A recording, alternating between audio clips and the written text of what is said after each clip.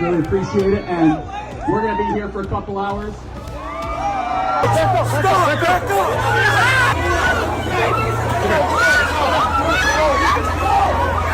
মাত্র ২৬ বছর বয়সে রাজনীতিতে পা রেখে তুমুল জনপ্রিয়তা পেয়েছিলেন তিনি।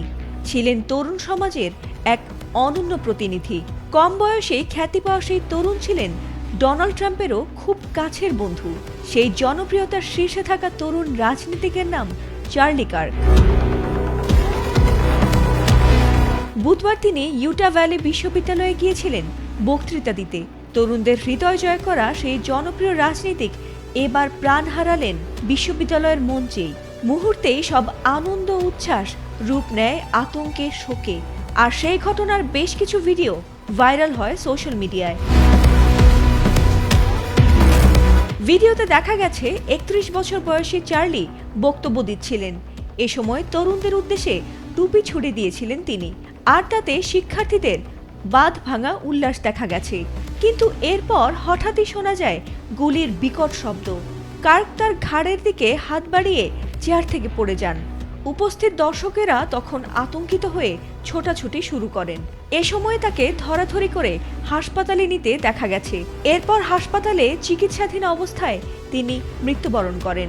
এলএমই সার্টিফাইড বিশ্বসেরা কপারে তৈরি ওয়ালটন কেবলস, যা আপনার স্থাপনাকে রাখবে সব সময় নিরাপদ। ইউটা গভর্নর এই ঘটনাকে রাজনৈতিক হত্যাকাণ্ড বলেও উল্লেখ করেছেন। আর হামলাকারী সম্পর্কে এখনো কিছুই জানা যায়নি। এদিকে প্রিয় বন্ধুর মৃত্যুতে ডোনাল্ড ট্রাম্প ট্রুথ সোশ্যালে এক শোক বার্তায় লিখেছেন, মহান ও কিংবদন্তি চার্লি কার্ক আর নেই। আমেরিকার যুব সমাজকে বোঝার ও তাদের হৃদয় জয় করার ক্ষমতা চার্লির চেয়ে বেশি আর কারো ছিল না। বিশেষ করে আমি তাকে ভীষণভাবে ভালোবাসতাম। চার্লি কার্ক ছিলেন যুক্তরাষ্ট্রের রক্ষণশীল তরুণদের সবচেয়ে বড় সংগঠন টার্নিং পয়েন্ট ইউএস-এর অন্যতম প্রতিষ্ঠাতা।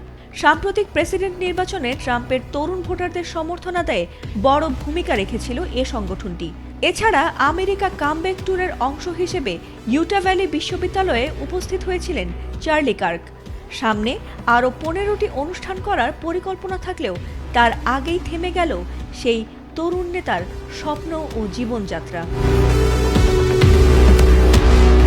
যুক্তরাষ্ট্রের সাম্প্রতিক বছরগুলোতে রাজনৈতিক ব্যক্তিত্বদের ওপর হামলা বেড়েছে উদ্বেগজনক হারে। ট্রাম্পের ওপরও কয়েক দফা হত্যা চেষ্টা চালানো হয়েছিল। চার্লি কার্কের হত্যাকাণ্ড যেন সেই সহিংসতার ভয়াবহ ধারাবাহিকতারই সর্বশেষ নিশানা। ফাতিমা সুলতানা, এটিএন বাংলা।